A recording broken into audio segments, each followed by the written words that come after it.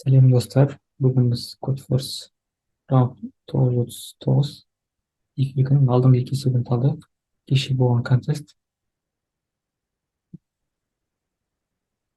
А мен Б есебі.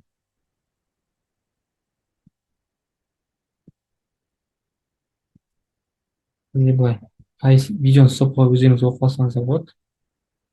Ал мен түсіндіре берейін. Бізге бір массив беріледі, үлкен ұзын К-ға дейін.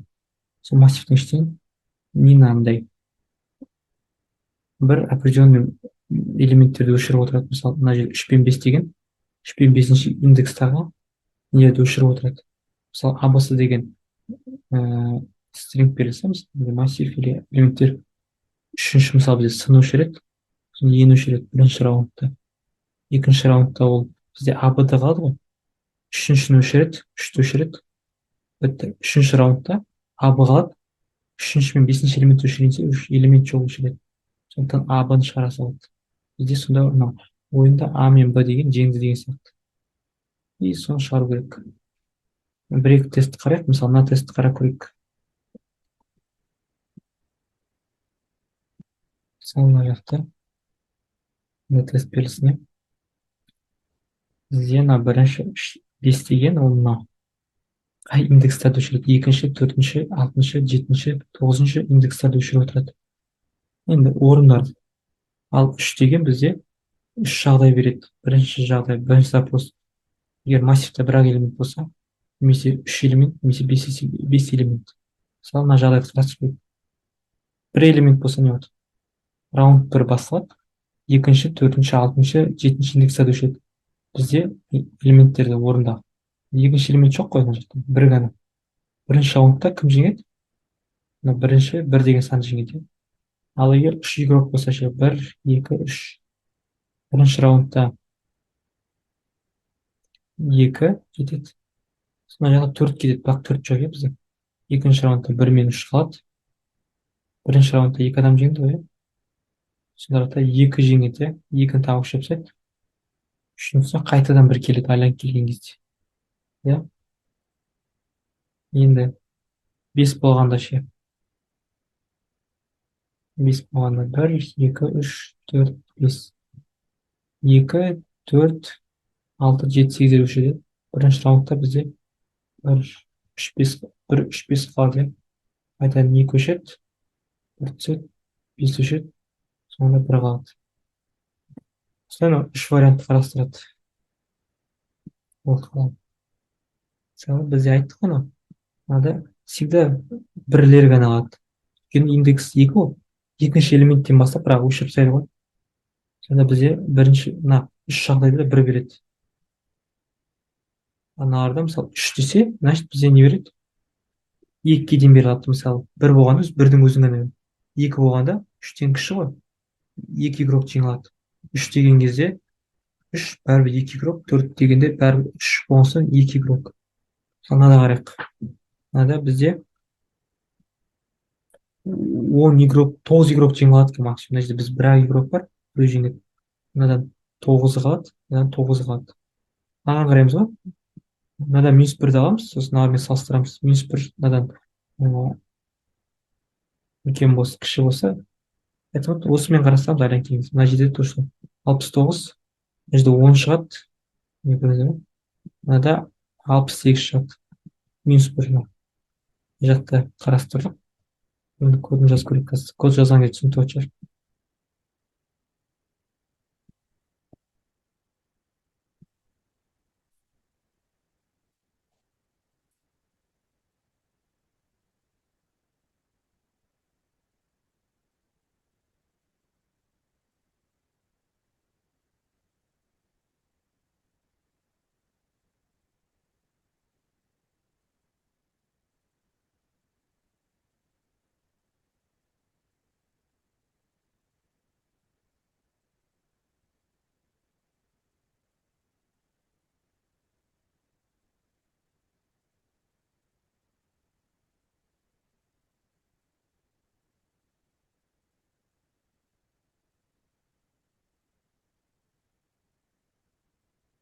Біз массив ашқанбыз, осыған результат сақтап отырамыз, иә.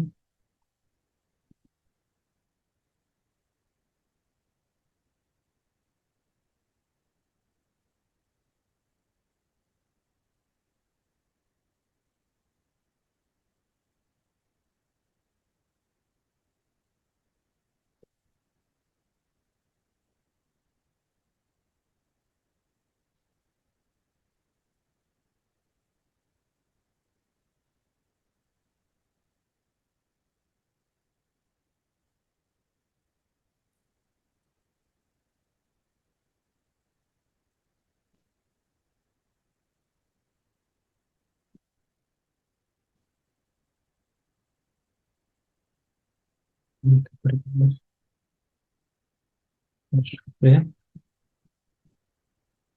бізге тегін массив тапсыру керек сыртындағы жұмысшылар.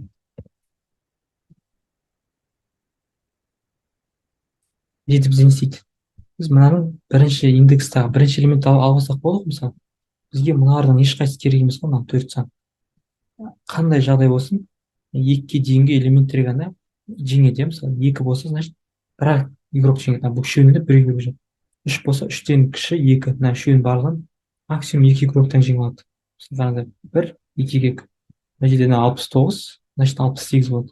Мына үшеуіне максимум 68-ден жеңеді. Мынау бір, мынау 10, мынадан 68. Мына жерде тоже 10-нан бірді аламыз 9. Мына үшеуінен 9, 9, 9. Бір, 9, 9.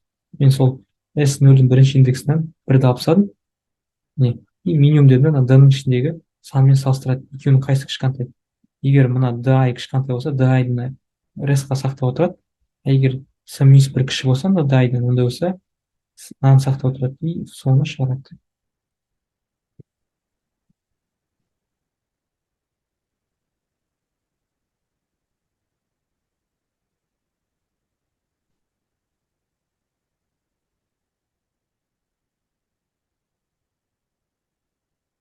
Өте.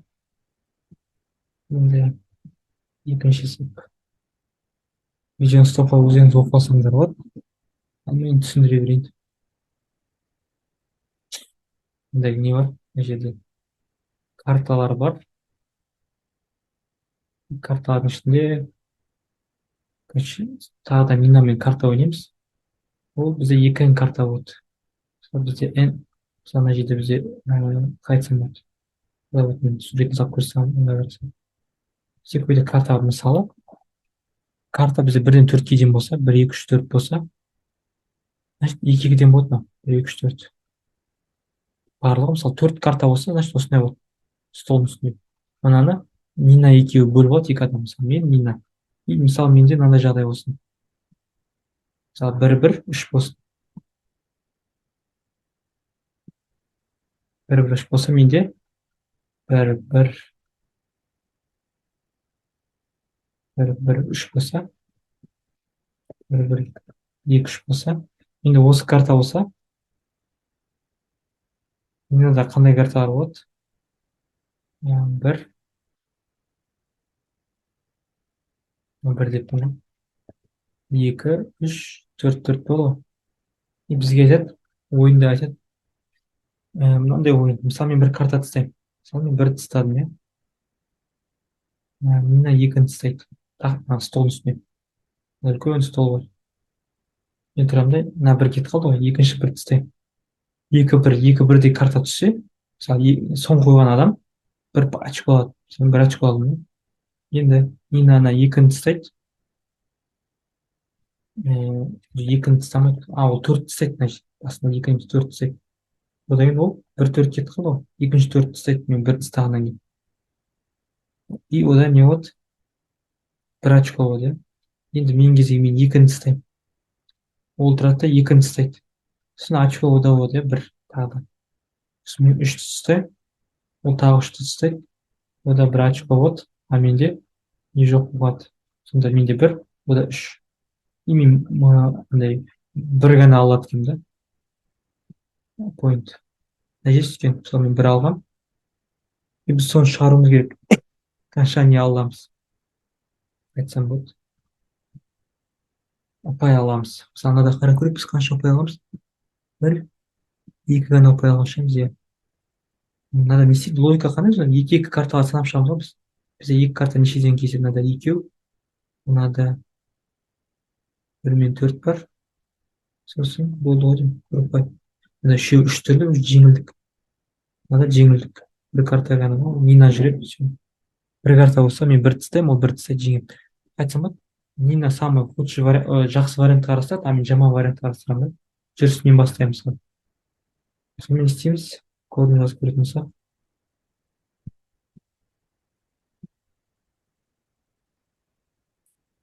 Мына жерде біз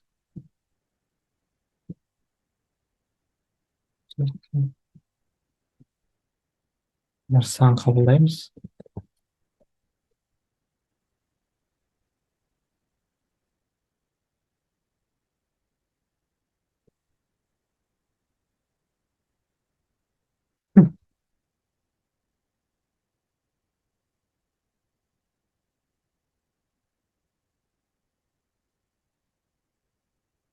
мен дикшнери ашамын, оның ішіне сақтап отырамын.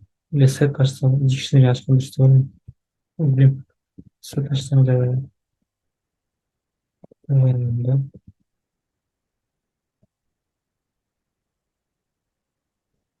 Егер мен ішінен шыққан картаны мен карталы санаймын да. Менде екі карта, екі бірдей карта бар, қанша карта бар, соны санағым келіп тұр.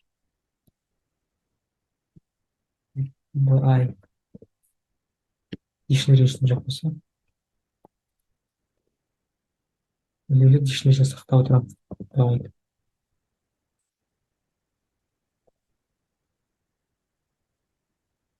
Егер екі рет кездесіп жатса, сосын мен с қа сақтап отырамын. Сосын мына жаққа принтимді с шығарсам. Поскольку, тест сақтап.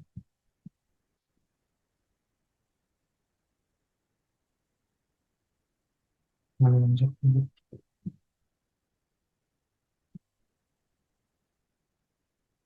бір дұрыс па? Екі. Сонда қандай болып тұр? Мен екі карта менде қанша бар, соны санап шығамын ғой.